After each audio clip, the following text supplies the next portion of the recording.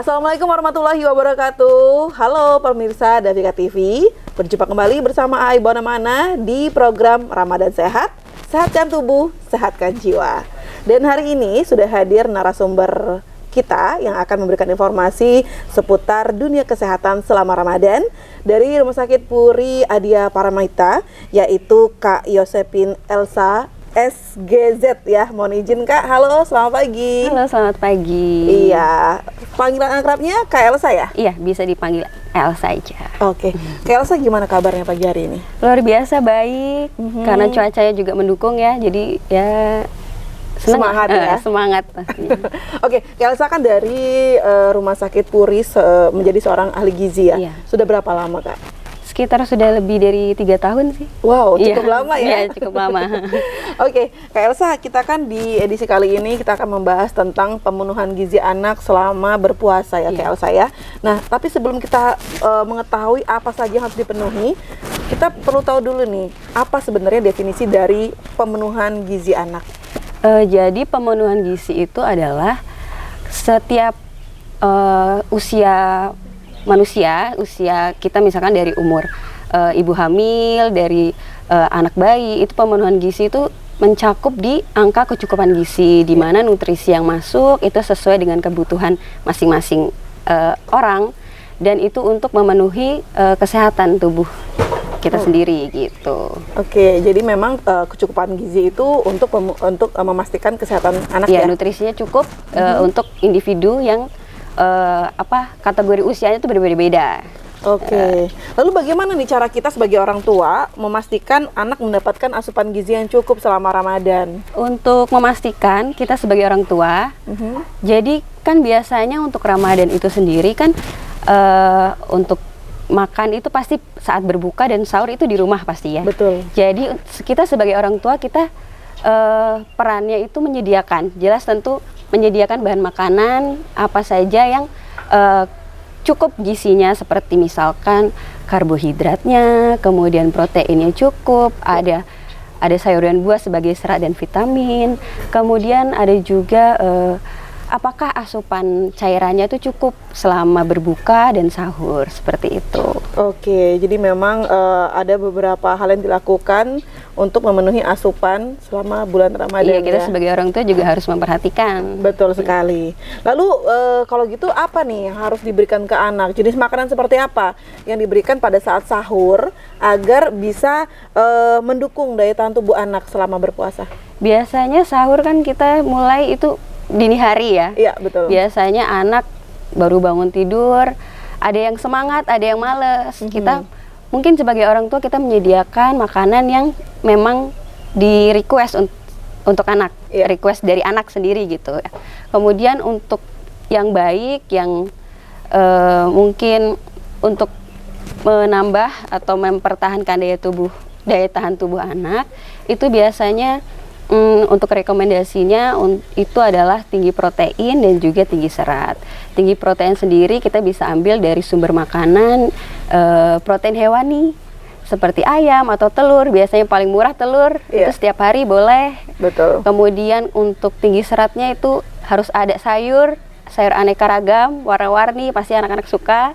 Buah juga yang kandungan airnya banyak, itu juga bisa menghidrasi, juga mempertahankan imun tubuh gitu. Selama berpuasa ya? Iya, selama berpuasa. Oke, jadi pada saat sahur itu dipastikan harus ada protein ya, serat ya. Dan juga tadi apa Kak? Buah-buahan ya, untuk mendukung supaya anak-anak tidak dehidrasi ya. Apalagi kayak telur tuh kan murah dan bisa ditemukan di mana saja ya Kak ya? Setiap rumah mungkin bisa lah membeli telur ya. Iya. Protein hewani yang murah itu telur. Oke, itu kan menjadi amunisi anak sebelum dia berpuasa. Iya. Nah, ketika berbuka nih Kak, apa yang harus diberikan supaya bisa menjadi tambahan energi selama berpuasa? Karena kan biasanya menu sahur dan berbuka kan berbeda. Berbeda. Nah, iya. Apa yang harus diberikan?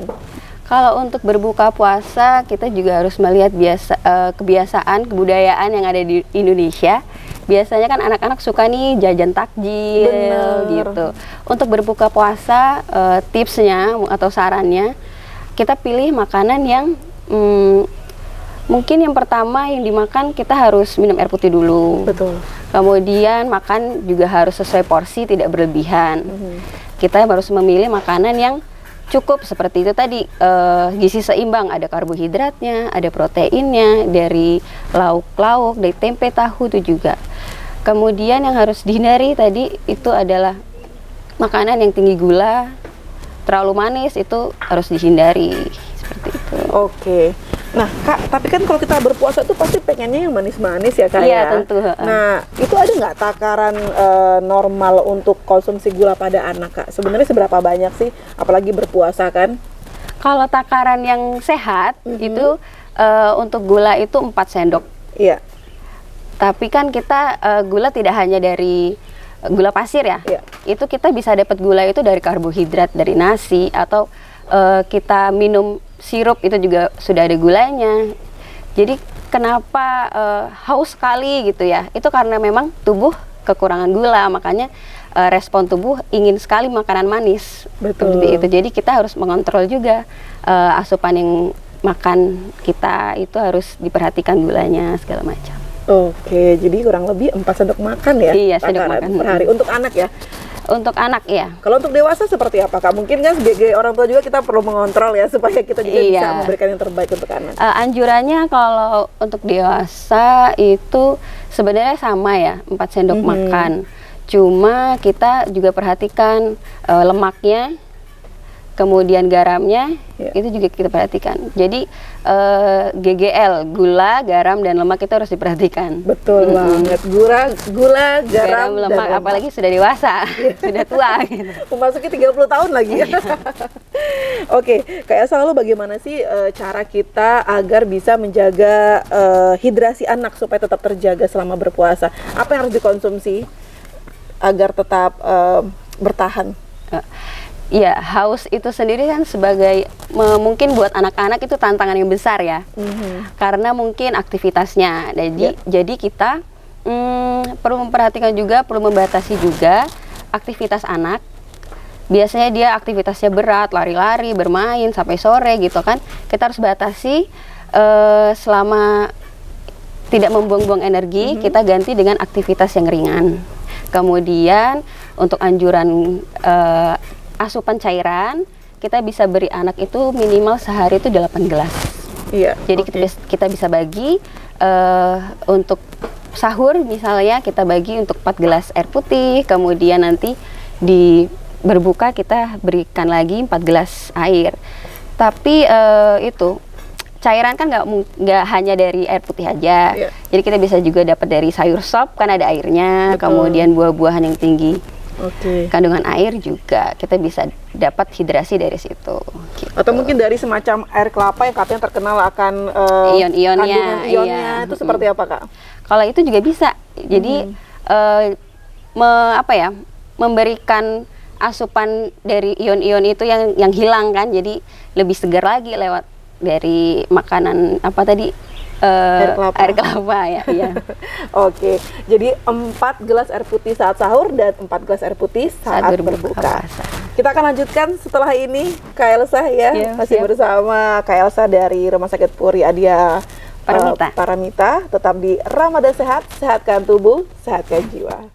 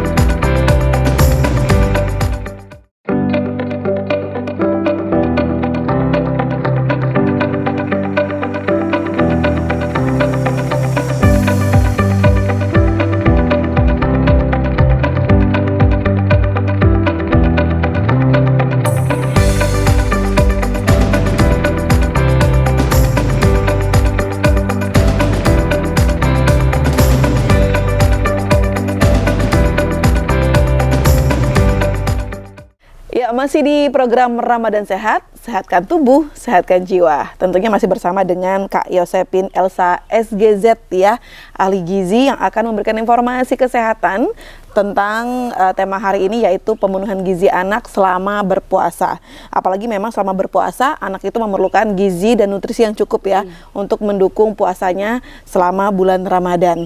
Nah, tadi kita sudah bertanya-tanya mengenai makanan apa yang harus dikonsumsi anak selama sahur dan berbuka.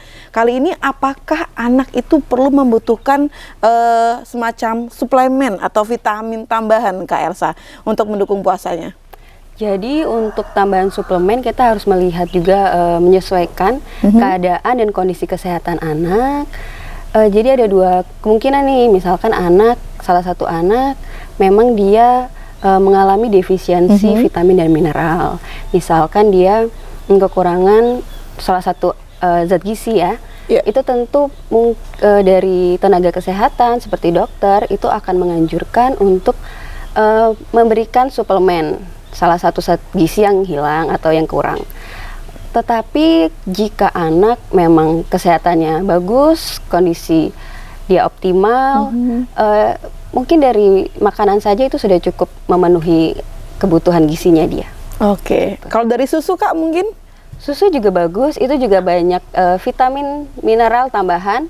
Itu untuk berbuka dan atau untuk sahur tambahan setelah makan ya, itu juga bagus. Nah, untuk pemilihan susu saat berpuasa untuk anak nih, Kak, kadang-kadang kita kan diharuskan atau dianjurkan untuk membaca label gizi ya. Iya, benar. Nah, itu yang direkomendasikan dari ahli gizi ini untuk gulanya berapa gram, Kak?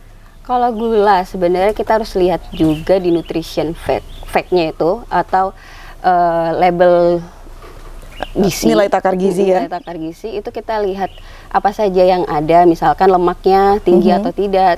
Kemudian yang sekarang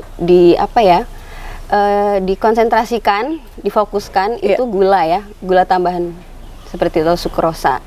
Kalau bisa ya itu diminimalkan, jangan berlebihan seperti itu. Oh, yang paling rendah lah, Kak ya. Iya, yang paling rendah atau malah yang bagus untuk anak-anak nih, misalkan 2 tahun. Susu itu kita anjurkannya yang memang 0 tambahan gula. Seperti itu, atau 100% susu sapi seperti itu. Oke, tapi 2 tahun juga belum berpuasa. Belum wajib ya. Belum wajib. Cuma anjurannya memang kita harus meminimalkan asupan gula tambahan seperti itu. Bahkan itu dari produk susu ya, Kak ya. Iya. Tadi Kakak kita sudah bertanya tentang rekomendasi makanan supaya anak itu tetap kuat berpuasa. Kali ini makanan yang perlu dihindari, Kak, supaya mungkin tidak menimbulkan ketidaknyamanan saat berpuasa gitu. Mungkin untuk anak-anak seperti apa, Kak? Kalau makanan yang dihindari itu tadi ya sudah disebutkan bahwa apa yang dihindari adalah makanan yang berlebihan, porsi yang berlebihan, seperti makanan tinggi gula, makanan tinggi lemak, juga tinggi kalori. Jadi salah satu makanannya itu tidak seimbang kandungan gizinya. Misalkan saja anak-anak pasti suka fast food, makanan cepat saji, junk food. Itu kan kenapa disebut junk food, karena kandungan gizinya itu tidak seimbang. Jadi kebanyakan tinggi natrium, itu juga berbahaya bagi anak-anak. Itu yang perlu dihindari sih. Kalau dari segi minuman, Kak? Kalau minuman bisa kita hindari. Misalkan nih anak-anak kan sukanya manis-manis. Kemudian di jajanan, biasanya takjil itu anak-anak beli sirup nih. Sirup udah dikasih tambahan SKM, susu kental manis, kemudian keju yang banyak. Itu juga sebaiknya dibatasi atau dihindari. Karena lonjakan gula darah, setiap kita mengonsumsi gula yang berlebih itu juga bakalan takutnya itu membuat letih, lesu, karena proses dari metabolismenya cepat gula itu. Jadi cepat lapar, cepat mengenyangkan, juga cepat itu tadi lapar lagi. Cepat lapar, cepat kenyang, lapar lagi. Tapi memang iya sih ya. Iya.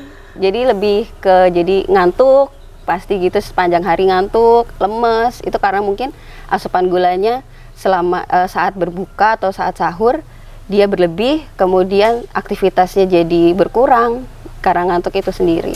Oke, wah jadi memang benar-benar harus kita perhatikan antara minuman dan makanannya ya Iya, Kak ya. kalau minuman itu tadi minuman yang tinggi gula seperti minuman soda itu juga harus dihindari ya, karena itu kan sebenarnya gulanya banyak sekali.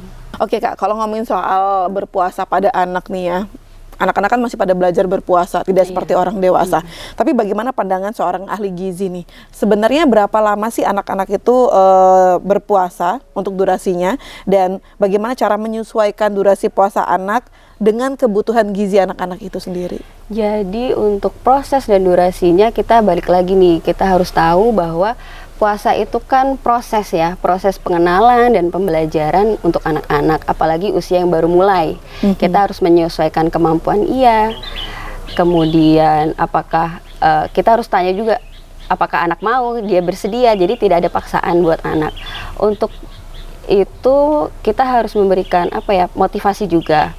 Kalau untuk hubungannya dengan pemenuhan gizi, kita juga ya itu tadi sesuai dengan kemauan anak, apakah anak mau berpuasa atau tidak.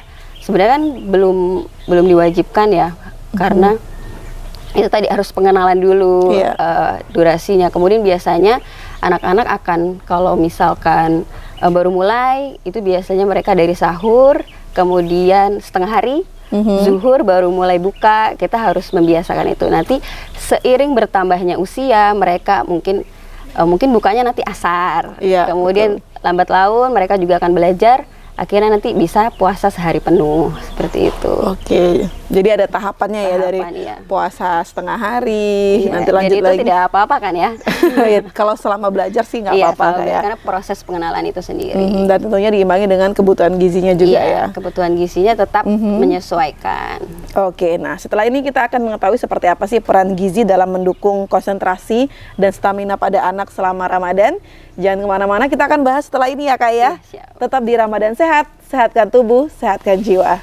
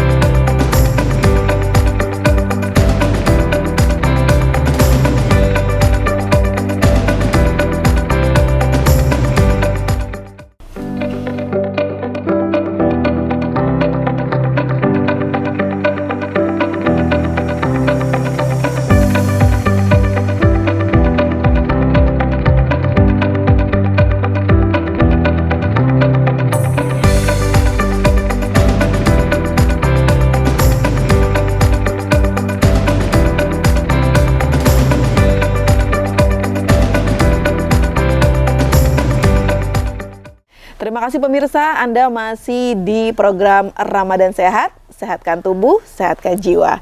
Bersama dengan Kak Yosepin Elsa SGZ ya. Dan kita masih dengan tema kita yaitu pemenuhan gizi pada anak selama berpuasa. Dan memang orang tua itu perlu memastikan kebutuhan dan pemenuhan gizi anak selama berpuasa, karena itu penting sekali untuk mendukung daya tahan tubuh dan stamina anak selama berpuasa. Tapi kali ini sebelumnya, tadi kita udah membahas banyak sekali ya Kak ya, apa yang harus diasup oleh anak dan makanan yang perlu dihindari. Kali ini apa nih Kak yang harus dilakukan anak jika anak merasa lemas atau kurang energi saat berpuasa di bulan Ramadan? Kalau kita lihat anak merasa lemas, ini waktunya pada saat berbuka ya. Dari aktivitas yang kita kurangi, kemudian pada saat berbuka kita biasanya menganjurkan anak untuk mengonsumsi 3 buah kurma. Itu bisa mengembalikan gula atau energi yang berkurang selama berpuasa, selama beraktivitas. Itu biasanya kita merekomendasikan untuk makan buah kurma itu sebanyak 3 buah. Kemudian kita menghidrasinya dengan asupan cairan, minum air putih dulu, kemudian baru kita ke makanan utamanya. Untuk makanan utamanya itu juga harus sesuai dan seimbang. Misalkan ada karbohidratnya, ada nasinya, seperti itu. Nasi juga tidak perlu nasi, tidak hanya nasi saja, bisa juga diganti dengan kentang atau dengan jagung juga bisa. Kemudian itu tadi harus sesuai, harus juga tidak berlebihan.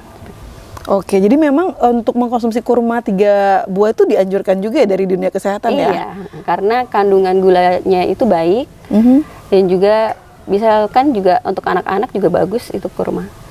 Dan itu memang harus 3 atau boleh dianjurkan lebih? Sebaiknya 3. Sebaiknya gitu 3 ya? 3 Sebaiknya cukup 3 ya? cukup. Oke. Karena kan kita harus ada asupan lain ya selain kurma itu sendiri. Itu juga untuk apa ya? Menambahkan atau substitusi energi yang hilang itu aja. Oke, kayak mengganti energi yang hilang Iya. diisi oleh kurma 3 buah aja udah cukup ya? Udah cukup, lalu Oke. nanti disambung lagi makanan Yang lain utamanya. ya. Iya. Oke, tapi kalau untuk soal tanda-tanda anak yang kekurangan gizi selama berpuasa, ada nggak sih Kak mungkin dari tanda-tanda fisiknya, apa yang terlihat seperti apa? Kalau tanda-tanda fisik kita bisa lihat dari mudah lelah, letih, lesu, atau dia maunya tidur aja, itu juga bisa. Atau pada saat yang tidak kita ketahui, mungkin dia demam. Ya. Itu juga bisa, mungkin dia kekurangan asupan gizi yang lain, akhirnya imunnya turun, kemudian juga bisa akhirnya infeksi atau demam itu tadi. Oke, untuk anak-anak yang mungkin kurang cukup berpuasa, mungkin masih berlatih, apa yang harus kita lakukan atau kapan kita harus berhenti mengatakan jangan puasa dulu deh, gitu? Kalau kita tanya mungkin ya ke anak kita sendiri gitu, apakah masih kuat gitu, atau kita bujuk untuk besok lagi kita puasanya, sekarang mungkin butuh obat, butuh suplemen lain, kita harus makan gitu. Itu mungkin peran kita di situ ya. Untuk memberikan waktu pada anak ya, untuk Iya. penyesuaian ya. Oke, Kak Elsa, sebagai ahli gizi, bagaimana nih peran gizi dalam mendukung konsentrasi dan stamina anak selama berpuasa, apalagi kan kalau Ramadan itu kita anak-anak tetap diwajibkan untuk bersekolah Kak, supaya saat belajar mereka tetap konsen nih sama pembelajarannya. Ya, jadi untuk dari rumah sendiri ya, dari rumah. Biasanya kan anak-anak sebelum bersekolah pasti mereka sahur dulu kan. Iya. Kita harus perhatikan makanan apa saja yang mereka asup. Kita harus menyediakan, sebagai orang tua kita harus menyediakan pilihan makanan yang memang kandungan gizinya itu lengkap, kandungan gizinya itu cukup. Seperti kalau untuk konsentrasi, kemudian stamina, kita bisa penuhi dengan sayur mayur. Seperti misalkan sayur mayur kan ada tinggi vitamin C-nya. Nah, vitamin C-nya itu juga bagus untuk mempertahankan daya tahan tubuh. Kemudian kalau konsentrasi itu juga tinggi protein. Kita harus menyediakan misalkan ada telur dadar atau misalkan ayam goreng, itu juga bisa membantu anak konsentrasi. Karena kalau misalkan anak kekurangan protein atau misalkan kekurangan vitamin C, itu juga bisa mengganggu konsentrasi. Oke, jadi memang harus ada pemenuhan yang harus Iya, harus lengkap ya, supaya anak tetap konsentrasi meskipun dalam keadaan berpuasa dan belajar. Iya. Kadang-kadang nggak cuma anak-anak, kita yang dewasa aja sambil kerja, waduh, Iya. udah Pikirannya buyar. mau buka pakai Buka. apa gitu ya. Tapi kalau dari buah sendiri nih, Kak, untuk buah yang dianjurkan untuk anak-anak, diberikan ke anak-anak supaya puasanya lancar, ada nggak buah yang dianjurkan? Kalau buah sendiri sebenarnya bebas ya, apa saja yang ada di rumah juga tidak perlu diada-adakan gitu. Sesuai dengan apa yang mampu di rumah sediakan. Misalkan saja sekarang musim rambutan, tapi ya itu tadi harus ada batasannya. Iya. Kemudian rambutan kan tinggi kandungan airnya. Kemudian bisa juga sesuai sama apa yang di pasar, ada yang musimnya gitu, bagus sih. Nggak apa-apa, tetap diberikan ya. Iya, asalkan itu tadi konsumsinya harus dibatasi. Kemudian sebelum makan buah, kita juga harus makan makanan yang cukup, yang lengkap tadi itu. Oke, jadi buah itu semacam untuk tambahan saja ya Kak ya? Iya, tambahan untuk vitaminnya. Dan gulanya juga bagus kalau di buah ya. Oke, lalu Kak Elsa, apakah ada cara khusus untuk memenuhi kebutuhan gizi anak yang sedang berpuasa dan memiliki kondisi kesehatan tertentu, misalnya anak tersebut mengidap penyakit asma ataupun anemia, ada nggak cara khususnya? Untuk cara khususnya, untuk dari tenaga kesehatan sendiri ya, apabila misalkan anak sedang sakit, sedang mengalami sakit, memang harus membutuhkan obat-obatan, atau juga dalam masa pemulihan dari sakit, itu sebenarnya dari dokter sendiri atau dari tenaga kesehatan yang lainnya juga akan merekomendasikan untuk anak tidak diwajibkan berpuasa.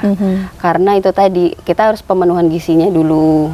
Kemudian kan ada jam-jam misalkan minum obat itu juga. Jadi ya itu kita harus memberikan ekstra perhatian kepada anak. Misalkan anemia itu kan defisiensi zat besi ya. Itu kita harus pemenuhan gizinya dari protein-protein hewani. Oke, jadi memang harus difokuskan untuk pemenuhan gizi terlebih dahulu, baru bisa berpuasa ya. Iya, jadi tidak dipaksakan ke anak juga, karena dia butuh kondisi kesehatan yang optimal kan, betul untuk berpuasa seperti itu. Oke. Dan terakhir Kak, karena memang sudah di penghujung program nih Kak Elsa, apa nih yang ingin Kak Elsa sampaikan kepada anak-anak yang sedang berpuasa supaya tetap semangat dan tetap kuat? Untuk adik-adik di rumah yang pada saat ini sedang berpuasa, selamat berpuasa, dan juga pesannya puasa itu menyenangkan, puasa itu harus dimaknai nilai-nilai ibadahnya.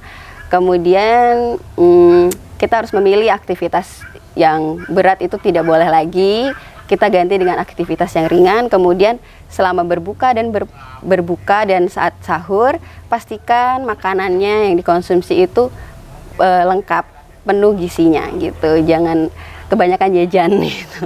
Benar sekali, jangan kebanyakan jajan ya. Iya. Oke, baik pemirsa Davika TV, pemenuhan gizi anak selama berpuasa itu banyak sekali manfaatnya. Dari mulai penambahan energi, menambah konsentrasi, dan juga menambah kesehatan anak selama berpuasa. Untuk itu kita sebagai orang tua perlu mengoptimalkan pemenuhan gizi terhadap anak selama anak-anak menjalani ibadah puasa. Terima kasih Kak Yosipin Elsa SGZ sudah memberikan informasi tentang gizi untuk anak-anak. Mudah-mudahan bisa bermanfaat dan silakan diaplikasikan di rumah. Saya Ai Bonamana dan juga Kak Elsa pamit undur diri dari Ramadan Sehat, sehatkan tubuh, sehatkan jiwa. Wassalamualaikum warahmatullahi wabarakatuh.